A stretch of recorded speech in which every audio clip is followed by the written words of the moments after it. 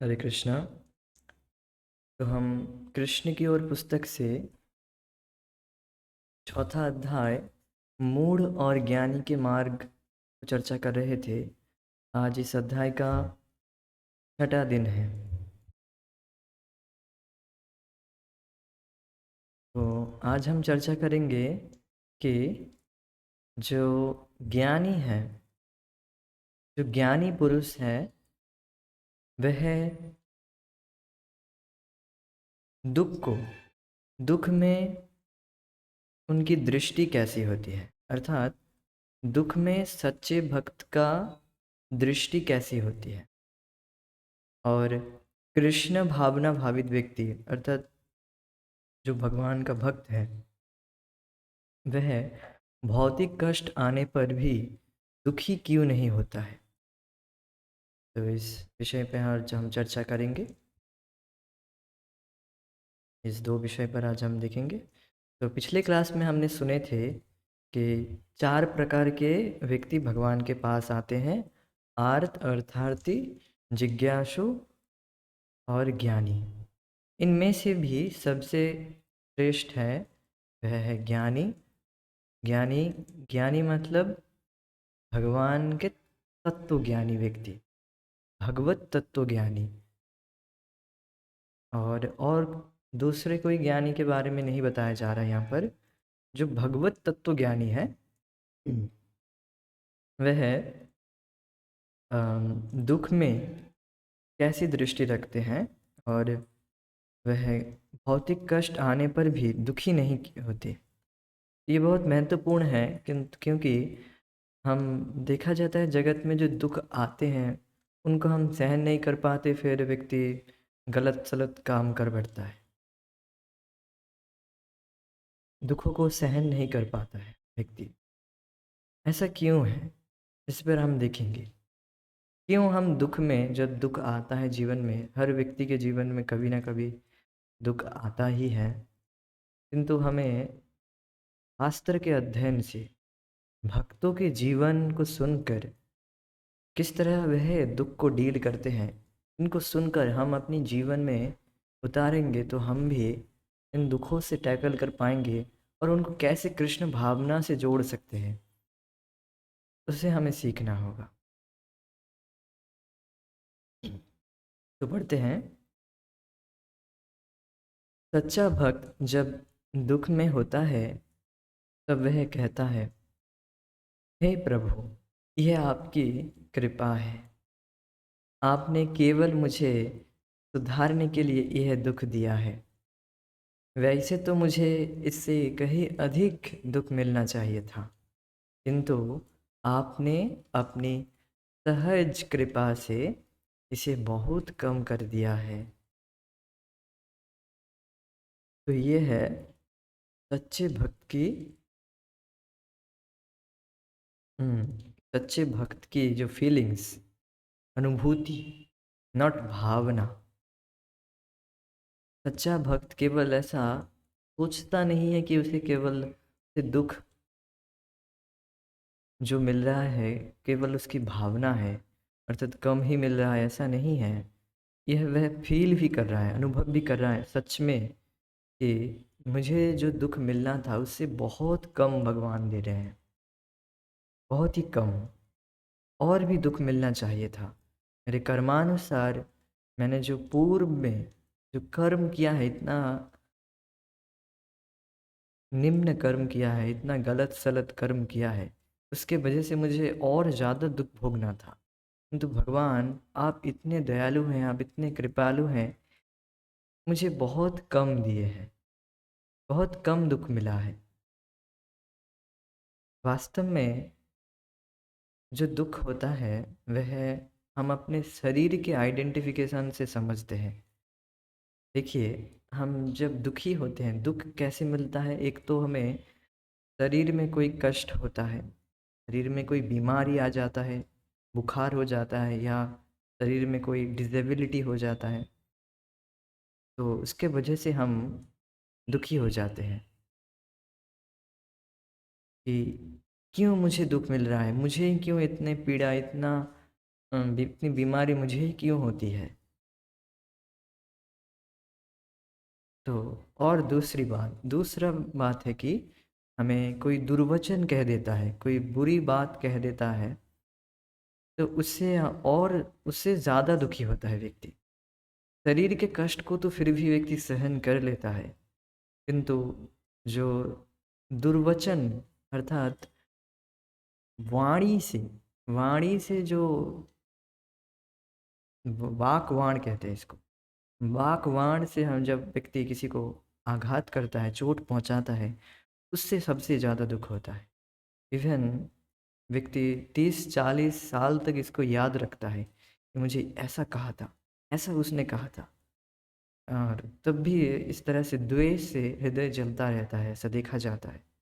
तो ये सब कुछ दुख मानने का जो धारणा है, केवल अपने आप को देह समझने की वजह से कि मैं ये शरीर हूँ, यह धारणा देह भावना की वजह से कि इसलिए दुख मिलता है। दुख मिल रहा है मतलब आप समझ लीजिए कि आप अभी बॉडीली कंसेप्शन से बहुत ज़्यादा जूझ रहे हैं। आप देह में आत्म बुद्धि के वजह से आपको दुख मिल रहा है। देखिए, कष्ट शरीर में आएगा, कष्ट नहीं होगा ऐसा नहीं है। जो शरीर में जो जैसे अर्थात शुद्ध भक्तों को भी शीत उष्मा अर्थात बहुत गर्मी लगता है। शरीर में कोई बीमारी या कुछ दिक्कत आती है तो पीड़ा होती है उनको, किंतु वह दुखी नहीं होते। किंतु जो साधारण व्यक्ति होते हैं, जो भौतिकतावादी में लिप्त हैं, हम अभी बॉडीली कंसेप्शन से हैं, अर्थात देह में आत्मबुद्धि रखे हुए हैं कि हम ये हैं, जो जड़ शरीर है, जड़ शरीर जो है ये हम अपने आप को मैं मानते हैं, मैं मान बैठे हुए हैं। इसके कैसे कहते हैं देहात्म बुद्धि। और इसी को पार करना होता है व्यक्ति को। धीरे धीरे जब भजन करता है, भगवान की भक्ति करता रहता है, शुद्ध होता है वह जीव। शुद्धता का जो प्रोसेस है, प्यूरिफिकेशन जो प्रोसेस है भगवान की भक्ति में, ये जब करता रहते हैं, धीरे धीरे बॉडीली कंसेप्शन से ऊपर उठता रहता है। धीरे धीरे उसे रियलाइज होता है कि सच में भगवान, मुझे तो बहुत दुख मिलना चाहिए था, किंतु आपने बहुत कम दिया है, बहुत ही बिल्कुल ना के बराबर। जहाँ पर 100% आना चाहिए था, वहाँ पर आ रहा है 1%। तो हुआ ना कम, बिल्कुल 99% गायब कर दिया भगवान।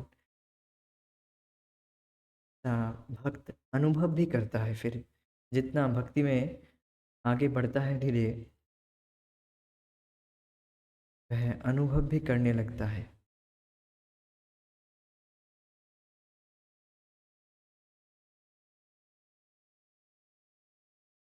तो हम कह रहे थे कि भक्तों को भी दुख मिलता है, उनको भी उनके जीवन में भी कष्ट आता है, किंतु वह दुखी नहीं होते इसमें। जो कष्ट आता है जीवन में, उसे केवल भगवान की कृपा ही समझते हैं। ये केवल भगवान की कृपा ही समझते नहीं है, कृपा को फील करते हैं, वे अनुभव भी करते हैं कि सच में बहुत कम मिल रहा है। और हम तो जो देह में आत्मबुद्धि रखे हुए हैं, हम अपने आप को देह समझते हैं, अर्थात हम ज्ञान को उपलब्धि नहीं किए हैं। ज्ञान को, और ज्ञान क्या है कि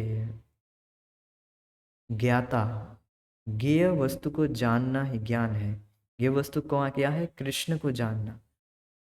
कृष्ण को जानना ही ज्ञान है असल में। और ये भी ज्ञान है कि हम शरीर नहीं है, हम आत्मा है, यह ज्ञान है, किंतु इसको अनुभव कर पाना बहुत कठिन है। इसलिए व्यक्ति को कहा जाता है, इसलिए हमें भक्ति के द्वारा भगवान कृष्ण को जानने का प्रयास करना है।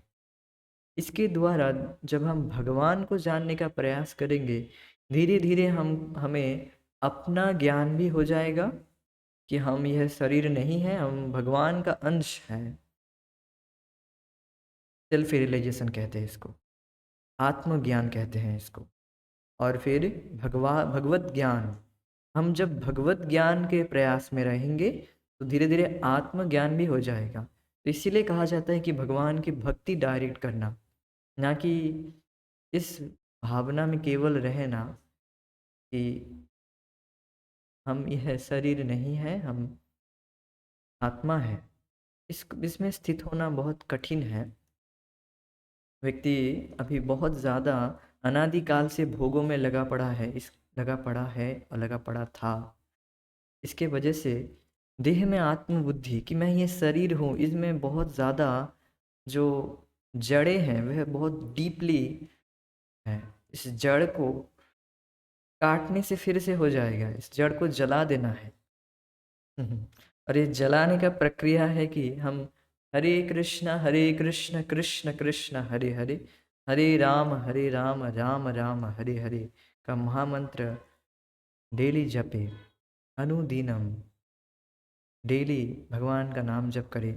धीरे धीरे व्यक्ति को अनुभव हो जाएगा कि मैं भगवान का अंश हूँ, मुझे इस जगत से कोई मतलब नहीं है, और जो भी कोई भी मुझे दुख देने का प्रयास कर रहा है वह तो केवल मेरे कर्मों के अनुसार बहुत कम मिल रहा है,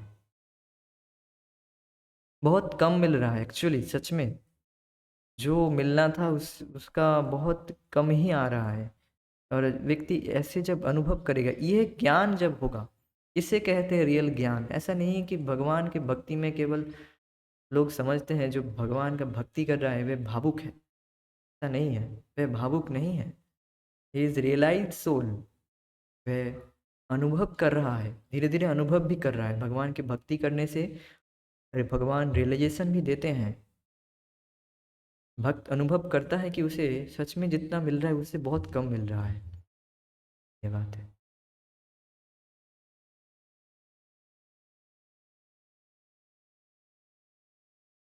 ये एक ऐसे सच्चे भक्त की दृष्टि है जो उद्विग्न नहीं होता। तो इस उद्विग्न पर हम चर्चा करेंगे। तो देखिए, सच्चा भक्त कभी भी उद्विग्न नहीं होता। he do not he do not he doesn't hesitate, मतलब वह उद्विग्न नहीं होता। क्यों उद्विग्न नहीं होता? क्योंकि उसे यह ज्ञान रहता है जितना भी मिल रहा है वह बहुत कम मिल रहा है, और मेरे मेरे पूर्व कर्म के वजह से, मैंने गलत कर्म किए हैं, इसके वजह से भगवान बहुत कम ही दे रहे हैं। और जो भी दुख मिल रहा है, मुझे मुझे लग रहा है कि मुझे दुख मिल रहा है, वह मेरे देह में आत्मबुद्धि के वजह से हो रहा है।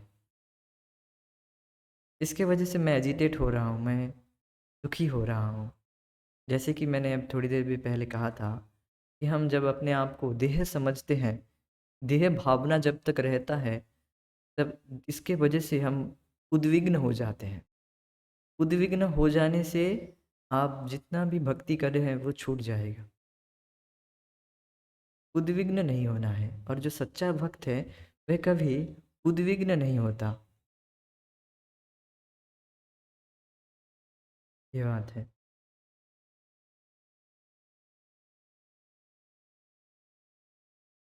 अब प्रश्न कर सकते हैं, उद्विग्न कैसे नहीं होगा जाए, कैसे हम उद्विग्न नहीं होंगे, एजिटेड ना होंगे? इसका उत्तर एक ही है कि हम भगवत कथा को श्रवण करें और भगवान के कीर्तन में लगे रहें। धीरे धीरे हम जितना देह भावना से ऊपर उठ पाएंगे उतना हम धीर बनते जाएंगे। हमने भगवत गीता के दूसरे अध्याय से 13वें श्लोक से भी सुने थे कि जो धीर पुरुष है, वह जो कौन धीर पुरुष के बारे में हमने सुने थे, जो कभी भी उद्विग्न नहीं होता। क्या सुने थे? देहिनोस्मिन् यथा देहे कौमारं यौवनं जरा तथा देहांतर प्राप्तिर्धीरस्तत्र न मुह्यति। देह का जो परिवर्तन हो रहा है, केवल एक समय में यौवन अर्थात युवावस्था में हूँ अभी, और एक समय में बचपन के शरीर में था, और एक समय के बाद मैं बुढ़ापे में भी आ जाऊंगा। केवल मेरे शरीर परिवर्तित हो रहा है। तो इस तरह से वह सोच देखेगा, केवल मेरे शरीर ही परिवर्तित हो रहा है, तो मेरी कॉन्शियसनेस, मेरी चेतना वैसे का वैसा ही है। कुछ उतार चेतना में कुछ उतार चढ़ाव आ रहा है, चेतना में कुछ डिफरेंस आ रहा है। अगर हम ज़्यादा भोग करेंगे तो चेतना और ज़्यादा डाउन होगा और ज़्यादा हम डम होने होएंगे, अर्थात हम और ज़्यादा अ, मूढ़ बनते जाएंगे, हमारी बुद्धि और ज़्यादा डल होता जाएगा। जितना हम भगवत भक्ति या इंद्रियों को भोगों से हटाकर भगवान की भक्ति में लगाएंगे, भगवान की सेवा में लगाएंगे, उतना ही हम अपने इंद्रियों को शुद्ध कर पाएंगे और ये रियलाइज़ कर पाएंगे कि हम ये शरीर नहीं है। उतना ही हम धीर बनते जाएंगे। धीर पुरुष का उदाहरण दिया जाता है शिव जी से। शिव जी महाभागवत हैं, भगवान के जो 12 महाजन हैं, भगवान के जो टॉप मोस्ट 12 भक्त हैं, उनमें से आते हैं शंभु अर्थात महादेव। वह उनको धीर से उदाहरण प्रभुपाद जी देते हैं कि वह धीर पुरुष हैं। माया देवी उनके साथ ही रहती है, माया देवी के साथ ही रहती माया देवी उनके साथ ही रहती है, फिर भी वह कभी विचलित नहीं होते हैं। वह सदा हरिनाम और श्रीमद् भागवतम के पठन पाठन में लगे रहते हैं। एक मुख में वह भागवत का पाठ करते हैं और एक मुख से हरिनाम करते हैं। पंचमुख है असल में उनका, 5 मुख से ही वह सदा भगवान का नाम जप करते हैं और भगवान का विषय में कथा करते हैं, श्रीमद् भागवतम के विषय में कथा करते हैं। वह कभी भी विचलित नहीं होते। प्रभुपाद जी इस विषय में कथा करते हैं उनके विषय में कि एक बार ऐसा हुआ कि शंभु अर्थात शिव जी वे भगवान में ध्यान लगाए हुए थे और माया देवी अर्थात उनकी पत्नी जो कि स्वयं साक्षात माया है, उनको उद्विग्न एजिटेट करने का प्रयास किए कि वो जगत में दिखाने के लिए कि उनके पति कितने धीर हैं। तो अब उस विषय में सुने होंगे, उनको एजिटेट करने के लिए प्रयास किए किंतु वह एजिटेट उद्विग्न नहीं हुए, वह धीर के धीर ही रहे। तो धीर क्यों रह पाए, तो आप समझ रहे हैं, क्योंकि वे अपने मन को भगवान में लगाए रखे थे। इसके वजह से वह धीर रह पाए। अर्थात उद्विग्न हम नहीं होंगे जब हम अपने मन को भगवान में लगाए रखेंगे, हमारा मन उतना ही शांत रह पाएगा। उस विषय में हम ज़्यादा डिटेल्स में नहीं जा रहे हैं, बस इतना ही कहना चाहते हैं कि शिवजी अपने मन को सदा हरिनाम और सदा श्रीमद् भागवतम अर्थात भगवत विषय में चर्चा करते हैं। अपने मन को 24 आवर्स भगवान में लगाए रखते हैं, इसलिए वह धीर है। इतना बात बोलेंगे हम। हाँ, तो इतने इतने बात को हमें पकड़ना है। अगर कथा सुनना चाहते हैं तो थोड़ा सुना भी सकते हैं, ऐसा ज़्यादा कुछ डिटेल्स नहीं है उसमें। बस इतना बात कहते प्रभुपाद जी कि शिव जी भगवान में ध्यान लगाए रखे थे और उनको एजिटेट करने के लिए माता पार्वती उनके लिंग को स्पर्श किए थे, किंतु वह कभी उसमें विचलित नहीं हुए, तनिक भी विचलित नहीं हुए। सोचिए, how much he will be his controlled, his mind how much is control. यही बात है, ये बात कहना चाह रहा था कि उनको एजिटेट कर, इसलिए मैंने कहा कि एजिटेट करने का, उनको उद्विग्न करने का प्रयास किए, किंतु उनका मन बिल्कुल भी भोगों में नहीं गया, बिल्कुल भी विचलित नहीं हुआ, बिल्कुल भी उद्विग्न नहीं हुआ। वह उनकी जो धारा प्रवाह है, भगवान में जो धारा प्रवाह है, वह बिल्कुल नहीं हुआ। तो हम इस जगत में कोई ना कोई इंद्रिय विषय जब इंद्रिय विषय जब आते हैं सेंसेस के पास, इंद्रियों के पास, तब हम उद्विग्न हो जाते हैं, वी बिकेम एजिटेटेड, है ना। इंद्रिय विषय मतलब जो हम कह रहे थे, जो तन्मात्राएं हैं, तन्मात्रा मतलब इंद्रिय विषय। जैसे आँख के विषय हो गए सुंदर वस्तु, और जीव जीव के कुछ रसना, रस अर्थात कुछ टेस्टी खाना, टेस्टी भोजन। कान कुछ सुनना चाहता है। इस तरह से जो इंद्रियां हैं, उनको जो भोग के विषय हैं, जिनको वह चाहता है, तो इसे कहते हैं तन्मात्रा। तो अर्थात इसको कहते हैं इंद्रिय विषय। तो इस तरह से विषय जब संपर्क में आता है जीव इंद्रिया, तब इंद्रिया उद्विग्न हो जाता है, एजिटेट हो जाता है। किंतु जब हम अपने इंद्रियों को भगवान की सेवा में लगाए रखेंगे, जीव से केवल भगवान का प्रसाद ही पाएंगे।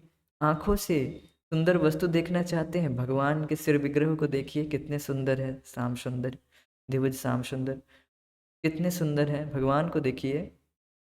और सुनना चाहते हैं, कीर्तन सुनिए। नाचना चाहते हैं, भगवान के कीर्तन में नाचिए। ये बात है। अर्थात हमें अपने इंद्रियों को भगवान की सेवा में जितना लगाएंगे, हम उतने धीर बनते जाएंगे। धीरस्तत्र न मुह्यति। जो व्यक्ति कृष्ण भावना भावित होता है, वह भौतिक कष्टों, अपमान अथवा सम्मान की चिंता नहीं करता, क्योंकि वह इन सब से परे होता है। तो देखिए, और एक बात आएगा यहाँ पर, बहुत महत्वपूर्ण है। जो कृष्ण भावना भावित होता है वह भौतिक कष्टों, भौतिक कष्ट मतलब जो शरीर से जो कष्ट होता है, भौतिक, आध्यात्मिक और अधिदैविक, ये जो कष्ट आते हैं उनके जीवन में, वैसे तो बहुत कम आता है। कृष्ण भावना भावित अर्थात भगवान के भक्त हो गए, भगवान के भक्तों में जो दुख आता है वह बहुत ही कम है। फिर भी जो भी भौतिक कष्ट आते हैं, क्योंकि आता है, जो भी आते हैं उनमें बिल्कुल अपमान, भौतिक कष्ट, अपमान सम्मान की चिंता नहीं करता, क्योंकि वह इन सब से परे होता है। Excuse me. तो भौतिक कष्ट को हम जब तक पूरी तरह से कृष्ण भावना भावित ना हुए हैं, हम अभी साधक हैं। और जो व्यक्ति पूरी तरह से 100% कृष्ण भावना भावित हो गए हैं, वह कभी भी भौतिक कष्टों से प्रभावित नहीं होते, अपमान और सम्मान की कोई भावना नहीं रखते। किंतु जो साधक हैं, हम जो साधक अभी साधना कर रहे हैं, हम कैसे इनको डील करें, भौतिक कष्टों को कैसे डील करें? हम तो अभी पूरी तरह से कृष्ण भावना भावित नहीं हुए हैं। तो इसका उत्तर है, प्रभुपाद जी बहुत ही इसका उत्तर देते हैं कि श्रीमद् भगवद गीता के दूसरे अध्याय से 14वां श्लोक कहते हैं, मात्रा स्पर्शस्तु कौन्तेय शीतोष्ण सुख दुखदा आगाम पायन नित्यस्ताम तितिक्ष भारत। हे भारत, अर्थात हे भारत, भारत से मतलब अर्जुन को बोल रहे हैं भगवान, किंतु प्रभुपाद जी कहते हैं हमको, आप इस सुख दुख रूपी, सुख दुख जो है, अर्थात जो शीत और ग्रीष्म ऋतु के तरह है, ठंड, जाड़े और गर्मी इस मौसम के तरह है, इसको सहन करो बस। ताम तितिक्ष भारत, भगवान कृष्ण अर्जुन के द्वारा सारी जीवात्माओं को बोल रहे हैं कि आप अभी इसको सहन कीजिए। Just tolerate, tolerate it. धीरे धीरे सारा जो, जब तक आप धीरे धीरे भगवान की टॉलरेट करते रहिए और भगवान की भक्ति करते रहिए, धीरे धीरे सारी प्रॉब्लम समस्याएं दूर हो जाएगा। जब आप देह से आपके आत्मबुद्धि हट जाएगा और आप भगवान के पूरी तरह से कृष्ण भावना भावित हो जाएंगे, धीरे धीरे सारे कष्ट हट जाएंगे। कष्ट रहेंगे बट उनमें दुखी नहीं होंगे। तब तक आपको सहन करना है। सहन करते हुए भगवान की भक्ति में अपने मन को लगाना है, से आपको सुख मिलेगा। जो दुख आएगा जगत से, उस दुख से प्रभावित नहीं होंगे, क्योंकि जब ज़्यादा सुख मिलता है तब व्यक्ति दुखों से, क्षणिक दुखों से प्रभावित नहीं होता है। जैसे महाराज उदाहरण देते हैं, अ, इस उदाहरण को मैं देना नहीं चाहता था, फिर भी कहता हूँ। अ, जो गन्ना होता है, गन्ने से जब गुड़ निकाला जाता है उससे, तो के जो जो बहुत गर्म होता है, वो जो जिस कढ़ाई से उसको बहुत गरम करके बनाते हैं। तो जिस गन्ने से ही उसको घुमाया जाता है, तो वह बहुत गरम होता है। अब जो छोटे बच्चे होते हैं, उस गरम गन्ने को ही चूसते हैं, क्योंकि बहुत मीठा होता है, बिल्कुल कंडेंस हो जाता है उसका जो गुण होता है, जो मतलब मीठापन भी कंडेंस्ड हो जाता है। तो गरम लगता है, जीभ जलता है, किंतु जो मिठास है इतना ज़्यादा होता है, वो जल जल जीभ जल रहा है फिर भी उसको हम्म, सहन कर रहा है। जो मिठास की वजह से, इतना मिठास होता है, छोड़ नहीं पाता है। तो भगवान की भक्ति इस तरह से है, आपको जो भी कष्ट आएगा वो उतना ज़्यादा डजेंट मैटर, कुछ फर्क नहीं पड़ेगा आपको। जो भौतिक कष्ट, शरीर में जो भी कष्ट आएंगे वो उतना कष्ट नहीं देंगे जब आप भगवान की भक्ति ज़्यादा अच्छे से गंभीरता से करेंगे। से जो आपको सुख मिलेगा, ये तब सुख के वजह से, ये जो क्षणिक दुख मिलेगा, वो दुख मिल रहा है शरीर के वजह से। जब तक आप शरीर से भक्ति कर रहे हैं, शरीर में हैं जब तक, दुख तो आएगा ही, तो उससे प्रभावित नहीं होंगे। ये भी बात है।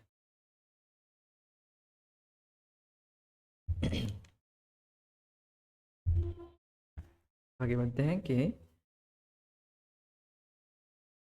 तो जो कृष्ण भावना भावित व्यक्ति हैं, पूरी तरह से इन सबसे परे होते हैं। वह भली भांति जानता है कि दुख और मान अपमान का संबंध केवल शरीर से है। तो यही बात मैं बता रहा था, दुख मान अपमान जो भी है, ये तो केवल शरीर के धारणा की वजह से है ना। हम आपको गाली दे दे, अरे पागल कहीं के, अरे कुत्ता कहीं का, तो इस तरह से जो कर कह दिया, हम थोड़ी ना हम पागल हैं, आत्मा पागल है, आत्मा कुत्ता है, नहीं ना। तो फिर इससे हम क्यों पहचान करते हैं? क्योंकि हम अपने आप को शरीर से पहचान करते हैं। इसलिए कोई भी अगर कोई अपशब्द दुर्वचन कह दिए, बहुत कठोर, हृदय में लग गया। इसके वजह क्या है कि हम अपने आप को देह मानते हैं, शरीर मानते हैं। और जो सच्चा भक्त है, वह भली भांति जानता है कि दुख और मान अपमान का संबंध केवल शरीर से है, और वह शरीर नहीं है। उदाहरण के लिए सुकरात से, मतलब सक्रेटस, आप पढ़े होंगे, दार्शनिक है, बहुत बड़े दार्शनिक हुए सक्रेटिस, जो आत्मा की अमरता में विश्वास रखता था। और जब उसे मृत्यु दंड की सजा घोषित हुई और यह पूछा गया कि उसे दफनाया जाए, तो उसने उत्तर दिया, दफनाया जाए मतलब उसको मृत्यु दंड दी गई। ये मृत्यु दंड दी गया कि आपको कब जहर पीकर आपको मरना होगा। तो ये पूछा गया उसे कैसे दफनाया जाए, तो उसने उत्तर दिया, अरे सबसे पहले तुम्हें मुझे पकड़ना होगा। अतः जो व्यक्ति ये जानता है कि वह शरीर नहीं है, वह उद्विग्न नहीं होता, क्योंकि वह जानता है कि आत्मा को पकड़ना नहीं जा सकता।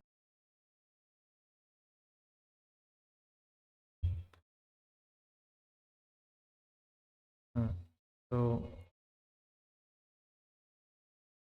तो यहाँ पर जो बात बताई गई है, एक उदाहरण दिया गया है, सक्रेटिस, दार्शनिक सक्रेटिस, उनको ऐसा बताया गया कि जो दार्शनिक सक्रेटिस है, वह आत्मज्ञान में स्थित थे कि मैं यह शरीर नहीं हूँ। उनको यह रियलाइजेशन था, ये अनुभव था कि मैं ये शरीर नहीं हूँ, मैं आत्मा हूँ जो कि अमर है, कभी मरेगा नहीं। और इसीलिए वो बिल्कुल कॉन्फिडेंस के साथ बोले, अच्छा आप मुझे मारना चाहते हैं, तो ठीक है, पहले मुझे पकड़िए तो फिर आप मुझे मारेंगे। तो फिर उनको जहर दिया गया, वो बिल्कुल कुछ दिक्कत नहीं किया, कुछ दुखी नहीं है, बिल्कुल अजिटेट नहीं हुए, उद्विग्न नहीं हुए, ऐसे ही पी ली। क्या उनको कष्ट नहीं हुआ? कष्ट हुआ, किंतु उद्विग्न नहीं हुए, ये बात है। और भी एक आप खुदीराम बोस के बारे में आप सुने हैं? खुदीराम बोस, खुदीराम बोस, मैं आई, अगर मैं सही कह रहा हूँ खुदीराम बोस होंगे, वह भी जब उनको फांसी में चढ़ाया जाएगा, जब ब्रिटिश साम्राज्य विरुद्ध थे, नाम सुने हैं बस, हाँ ठीक है, ब्रिटिश के विरुद्ध है, अर्थात जब भारत में अराजकता था, जब विदेशी ब्रिटिश लोग हम पर राजत्व कर रहे थे, तब उनको वह 20 साल के एज में एक बम से उड़ा दिए थे, एक जो विदेशी कार को, कार सहित उसमें कुछ विदेशी लोग भी थे, उनको बम से उड़ा दिए थे। तो उनको फिर फांसी की सज़ा हुई। फिर वह, उनको यह ज्ञान था, वे गीता पढ़े थे, और गीता से उनको इतना ज्ञान हो गया था कि मैं ये शरीर नहीं हूँ, मैं आत्मा हूँ। तो बिल्कुल हंसते हंसते, बिल्कुल हंसते हंसते वे फांसी चढ़ गए। तो वहाँ पर भी कहते हैं वे बिल्कुल आत्मा के ज्ञान पर स्थित थे, इसलिए वह उद्विग्न नहीं हुए। तो ये यहाँ पर भी, ये भी बात है, ये भी ज्ञान है कि हमें हम इसको रियलाइज़ करें। देखिए प्रभुपाद जी बार बार कहते हैं अपने लेक्चर्स में, हम देह में आत्मबुद्धि बहुत कर बैठते हैं, भक्ति तो करते हैं किंतु साथ ही साथ अपने देह को पोषने में लग जाते हैं। देह को पोषना मतलब कि जो भक्ति के लिए उतना सहायक नहीं है। जैसे केवल जैसे ज़्यादा मेकअप आदि करना, बहुत सुंदर फैंसी ड्रेस पहनना, तो इनको, ये भक्ति के साथ कुछ लेना देना नहीं है। अर्थात आपके देह से आपके जो चेतना को ऊपर उठाएगा, इस इसके कोई मतलब नहीं है आपका।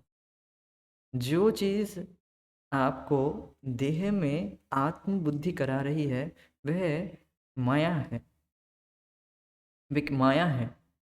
तो हमें भक्ति करते सहित इस बात, यह एबीसी है, यह एबीसी है, प्राथमिक है, प्राथमिक नॉलेज है कि हम अपने, हम ये कार्य ना करें कि उससे और ज़्यादा देह में आत्मबुद्धि बढ़े। बिल्कुल प्रैक्टिकल है। अभी तो बिल्कुल देखा जा रहा है, जो भक्ति को लोग फैशन लेते हैं, फैशनेटली लेते हैं कि तिलक कंठी माला पहन लिया और बाल बढ़ा रहे हैं इतना स्टाइलिश, और एटसेट्रा एंड ऑल। तो ठीक है, भक्ति कैसे भी किया जाए, that is okay, that is good, but Prabhupada ji के इंस्ट्रक्शन के अनुसार कि हमें ऐसे कार्य नहीं करना चाहिए जिससे हमारी देह में आत्मबुद्धि, कि हम और ज़्यादा देह में ग्रसित हो जाए, वो कार्य हमें नहीं करना चाहिए। इसीलिए प्रभुपाद जी बार बार अपने लेक्चर में कहते हैं, I am not this body. तो उनके शिष्य कहते हैं, अच्छा स्वामी जी आप शरीर नहीं है, हम शरीर हैं। तो कहते हैं नहीं, हम सभी, we are not this body, हम शरीर नहीं है। तो इस तरह से ये लोग समझते हैं। स्वामी जी जो बकता है वही बॉडी नहीं है, और हम सब बॉडी है। तो ऐसा नहीं है। मैं ये कथा कह रहा हूँ कि ऐसा ऐसा नहीं कि मुझको भी पूरी रियलाइजेशन है, ऐसा नहीं है। मैं भी साधक हूँ, तो मैं इसको सुनता हूँ बार बार, जितना सुनता हूँ मुझे इंस्पिरेशन मिलता है, और मैं वो कार्य नहीं करता जिससे मेरी देह में आत्मबुद्धि बढ़े, जिसमें आत्मा का कोई संबंध नहीं है, वो कार्य ज़्यादा से ज़्यादा ना करे तो अच्छा है। देखिए हम पूरी तरह से देह से ऊपर भी नहीं उठे हैं अभी, जैसे जो ज्ञानी लोग हुए, इनसे भी हम ऊपर पूरी तरह से नहीं उठे। तो हम देह में तो हैं, इसलिए देह का ध्यान भी रखना है। भक्ति विनोद ठाकुर जो कि गौड़ीय वैष्णव आचार्य हुए एक, तो जिन्होंने बताया है कि एट फर्स्ट हमें अपने देह को भी ध्यान रखना है। अगर शरीर का ध्यान नहीं रखेंगे तो भक्ति ठीक से नहीं कर पाएंगे, भजन नहीं कर पाएंगे। तो ऐसा नहीं कहा जा रहा है, बार बार ये मैं कहना चाहता हूँ कि आप अपना देह का ध्यान मत रखिए, बिल्कुल फास्टिंग फास्टिंग फास्टिंग करते रहिए फिर भक्ति को छूट जाए। वो नहीं कहा जा रहा है। शरीर का ध्यान रखिए, किंतु इतना शरीर में ग्रसित ना हो जाए जिससे आपका कृष्ण भावना में हम्म, व्यवधान आए। कृष्ण भावना में व्यवधान मतलब हम और ज़्यादा देह को ही पोसने लग जाए, उसको घिसने लग जाए, तो उसमें तो और ज़्यादा देह में आत्मबुद्धि हुआ ना। तो वो नहीं करना है। देह का ध्यान रखना मतलब अच्छे से ठीक से प्रसाद लेना है, ठीक से कुछ भी बुखार आए तो ठीक से मेडिसिन लेना है, ये सब। हाँ, जैसे सनातन गोस्वामी हुए, वह अ, उसको उनको शरीर में कुछ शरीर में अ, कुछ पीड़ाएँ आई थी और कुछ समस्याएँ हुई थी, तो उन्होंने क्या किए अ, समस्याएँ ठीक नहीं, बात पूरी तरह से याद नहीं है मुझे। सनातन गोस्वामी ऐसे सुसाइड करने गए थे कि मैं जगन्नाथपुरी में जो रथ चल रहा है अभी, मैं रथ के आगे आकर अपना जान दे दूँगा। तो महाप्रभु भले बोले उनको, देखिए, आप अपने शरीर को मुझे समर्पित कर दिए हैं, तो ये शरीर अभी मेरा है, तो आप दूसरे का धन को आप ऐसे नष्ट नहीं कर सकते हैं। तो अर्थात हम कृष्ण भावना को अपनाए हैं, और वास्तव में ये बात है, ये शरीर भगवान के द्वारा प्रदत्त है, और इसे हमें ऐसे ही नष्ट नहीं करना है कि हम रथ के सामने आ जाए या किसी कार के सामने आ जाए, मूर्खता बस अपने शरीर को नष्ट कर दे। ये ये अधिकार नहीं है हमारा। ये शरीर आपको भगवान ने दिए हैं। बनाकर देखिए, एक आँख बनाइएगा, फिर देखेंगे। कोई भी एक भी साइंटिस्ट जो है, एक आँख तक नहीं बना सकते। तो यह शरीर जो मिला है हमें, इसके द्वारा हमें भगवान का भजन करना है, ये बात है। क्योंकि इसका अधिक, ये जो शरीर भगवान के द्वारा प्रदत्त है, ये भी बात है। तो आगे बढ़ते हैं। जो व्यक्ति कृष्ण श्री कृष्ण के विज्ञान से परिचित है, वह पूर्णतया जानता है कि वह शरीर नहीं है और वह कृष्ण का अंश है, और उसका वास्तविक संबंध कृष्ण के साथ है। और यद्यपि किसी कारणवश उसे यह भौतिक शरीर मिल गया है, तथापि उसे भौतिक प्रकृति के तीनों गुणों से दूर रहना है। उसका संबंध सतोगुण, रजोगुण और तमोगुण से नहीं, अपितु श्री कृष्ण से है। जो इस रहस्य को समझता है वही ज्ञानी है, वह कृष्ण को अति प्रिय है। तो देखिए, यहाँ पर बहुत महत्वपूर्ण बात बताया गया है। तो जो व्यक्ति कृष्ण श्री कृष्ण के विज्ञान से परिचित है, वह पूर्णतः जानता है कि वह शरीर नहीं है, वह श्री कृष्ण का अंश है। तो देखिए, जो व्यक्ति श्री कृष्ण के विज्ञान से परिचित है, पूरी तरह से रियलाइज्ड है कि मैं ये शरीर नहीं हूँ, मैं कृष्ण का अंश हूँ। तो देखिए, जैसे प्रहलाद महाराज हुए, और जो अब आचार्य हुए, गौड़ीय वैष्णव आचार्य हुए, तो उनको अनुभव हो रहा है कि मैं पूरी तरह से कृष्ण का अंश हूँ, मैं ये शरीर नहीं हूँ। उनको ये फ़ील भी हो रहा है। किंतु जो साधक हम हैं, जो हम अभी साधना कर रहे हैं, हमें इसे बुद्धि से ग्रहण करना है। बुद्धि से मीन्स शास्त्र से हम जब सुन रहे हैं, इस हम शास्त्र के विचार से, शास्त्र के युक्ति से, अपने बुद्धि से नहीं, शास्त्र के आधार पर हम सुन रहे हैं कि हम ये शरीर नहीं है, और इसको हम शास्त्र के आधार पर हम समझ भी रहे हैं। आप समझ रहे हैं ना कि कैसे हम शरीर नहीं है, वो आप समझ रहे हैं। एक समय आप जब पूरी तरह से शुद्ध हो जाएंगे, आप ये फील भी करेंगे। इसे कहते हैं कृष्ण भावनामृत का विज्ञान। प्रभुपाद जी बार बार कहते हैं कि ये कोई थ्योरी नहीं है, जो जगत में पढ़ाया जाता है थ्योरी, वो थ्योरी नहीं है केवल, ये विज्ञान है। विज्ञान मतलब जो वस्तु पढ़ाया जा रहा है वह अनुभव गम्य, अर्थात वह प्रैक्टिकल भी है। अर्थात जो अभी जो बताया जा रहा है, जो बात, वो बात एक समय बाद आप अनुभव करेंगे।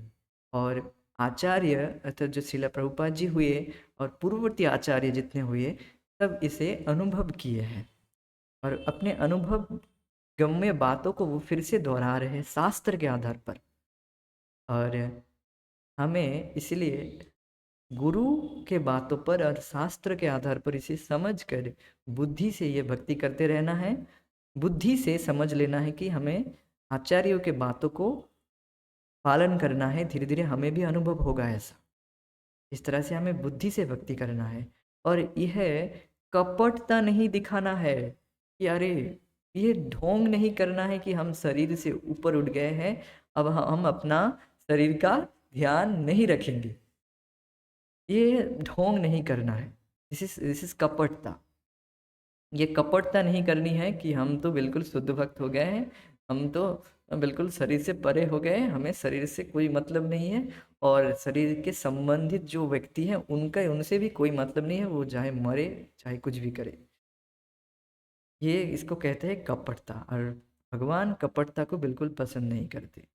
आपकी जितनी स्टैंडर्ड है, जितना आप अभी जिस परिस्थिति में हैं, उस परिस्थिति में रहकर अर्थात जितनी आपकी लेवल है, उस लेवल से आप भक्ति कीजिए निष्कपट भाव से कि हाँ, मैं अभी देह के अभिमान से अभिभूत हूँ, और हे भगवान, आपकी कृपा के बिना मैं प्रगति नहीं कर सकता। इसको कहते हैं सरलता। सरलताई वैष्णवता। हम्म। जितना आप सरल बनेंगे, कपटता को नहीं रखेंगे, उतना ही आप वैष्णव हैं। सरलता ही वैष्णवता।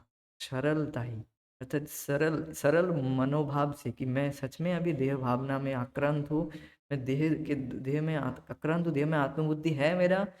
तो मुझे शरीर का ध्यान भी रखना है, और मुझे भगवान की भक्ति में लगना है, भगवान की सेवा में लगना है। और ये कपट था कभी नहीं रखना चाहिए मन में, कि मैं पूरी तरह से शरीर से उठ उब गया हूँ, मुझे शरीर से संबंधित जो लोग हैं उनसे कोई संबंध नहीं है, मुझे कोई मतलब नहीं है, चाहे वो मरे जिए कुछ भी करे, ऐसा नहीं करना है। जो व्यवहारिक है वो करे। तो व्यवहारिक बातें हैं, बातें मतलब जो व्यवहारिक संपर्क है वो ठीक है, वो ठीक है। तो आप अपने भक्ति को जारी रखें, और जितना आप में आपको अभी प्रगति हुई है उसी से आप भगवान का भजन कीजिए, धीरे धीरे आपकी प्रगति होगी। ये भाव नहीं लाना है कि मैं पूरी तरह से शरीर से ऊपर उठ गया हूँ, अभी शरीर का ध्यान नहीं रखना है। शरीर का ध्यान रखना है, और इसी से ध्यान रखकर ही आप महान ये जो उपलब्धि है इसे भी आप होगा धीरे धीरे। तो भगवान की भक्ति करते रहेंगे, क्योंकि ये कृष्ण के विज्ञान है, कृष्ण कृष्ण भावनामृत विज्ञान है। ये बात है।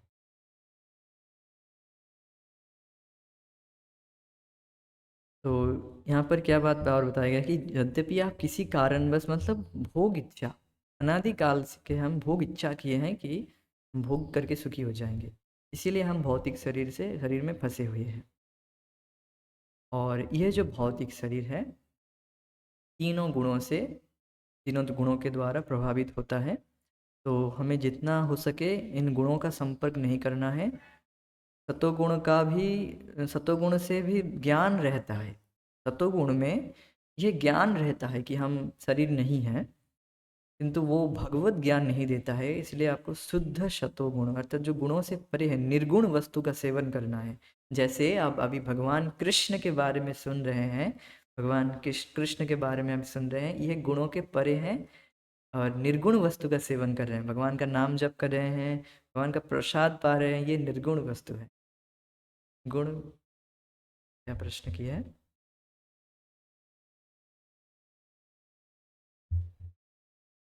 अ,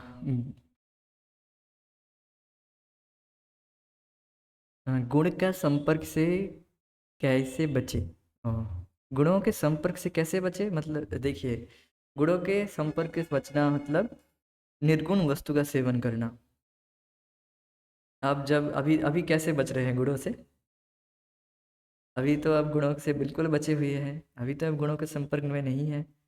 तो ये बात है, कथा सुन रहे हैं इस, तो इसके वजह से आप गुणों के संपर्क में नहीं हैं अभी। तो जितना हो सके, जितना आपका स्टैंडर्ड है, जितना आपका स्टैंडर्ड है उसके वजह उसके अनुसार आप निर्गुण वस्तु का सेवन करते रहिए। धीरे धीरे आपकी इंद्रियां, आपका मन, हृदय शुद्ध हो जाएगा, फिर धीरे धीरे आप स्पिरिचुअल हो जाएंगे। तो जितना हो सके, संभव हो सके, हम करना चाहिए, ये करना चाहिए एज मच एज पॉसिबल। ये बात बताया जा रहा है। तो जो इस रहस्य को समझता है वही ज्ञानी है, वह कृष्ण को अति प्रिय है। रहस्य, रहस्य यही है कि हम बिल्कुल कपटता को छोड़कर सरलता सरलता से भगवान की भक्ति करें, और भगवान के बातों पर पूरा फुल फेथ रखकर, फुल फेथ, पूरा विश्वास रखकर भगवान की भक्ति करें। गुरु के वचनों पर, शास्त्र के वचनों को सुनकर कि हमें जो भी दुख आ रहा है वह भगवान के द्वारा बहुत कम आ रहा है, भगवान बहुत कम दे रहे हैं, भगवान कृपा करके, क्योंकि अम, बहुत कम दे रहे हैं, ये बात को हमें समझना चाहिए। और जो भी दुख आ रहा है हमें उसे सहन करना है, क्योंकि हम अम, इतने भी हम सज्जन व्यक्ति नहीं है कि हमें कोई दुख नहीं मिलना चाहिए। हम बद्ध जीव, हर बद्ध जीव, एक प्रभु जी कह रहे थे, हमारे सुख शिक्षा गुरु कह रहे थे कि हम इतने हम जितने भी बद्ध जीव हुए वे सब क्रिमिनल है। बद्ध जीव सारे क्रिमिनल है, और क्रिमिनल तो कुछ ना कुछ तो शास्ति तो मिलेगी ही, कुछ ना कुछ तो उनको दुख तो मिलेगा ही, शास्ति मतलब समझ रहे हैं, सजा मिलेगा ही। किंतु आप जब गवर्नमेंट के अनुसार कार्य करेंगे, उनके बातों को सुनेंगे, तब आपको कम मिलेगा दुख, जितना मिलना चाहिए, या फिर धीरे धीरे आपको छोड़ दिया जाएगा जेल से। तो वैसे ही हम भगवान से द्वेष करके ही कि हम अकेले भोगेंगे, भगवान नहीं है, भगवान कुछ नहीं है, हम अकेले भोगेंगे अपने परिवार के साथ। तो ये जो अम, कृष्ण कुछ भूल कर, यद्यपि सारा कुछ भोग कृष्ण ही दे रहे हैं, सारा कुछ भोग संपत्ति धन संपत्ति सब कुछ भगवान का है, भगवान का लेकर हम भगवान से अलग भोगना चाहते हैं। सोचिए जीव की अविद्या, तो जीव इसके वजह से ही दुख भोग रहा है जीव। और जीव जब इस तरह से धीरे धीरे भगवान की भक्ति करता है, सेवा करता है, अर्थात जो भोग वस्तु मिल रहा है वह भगवान की सेवा में लगा रहा है, तब वह धीरे धीरे शुद्ध हो जाता है, शुद्ध होता जाता है, और फिर वह इस जगत से छूट जाता है। तो यह रहस्य है, इस रहस्य को ही हमें शास्त्र से सुनना है, गुरु से सुनकर हमें अपने जीवन में लगाना है। तो धीरे धीरे हम कृष्ण के और ज़्यादा प्रिय बनते जाएंगे, प्रियता और ज़्यादा बढ़ता जाएगा जितना हम भगवान को प्रसन्न करने का प्रयास करेंगे, क्योंकि अनादिकाल से हम भगवान को अप्रसन्न ही किए हैं।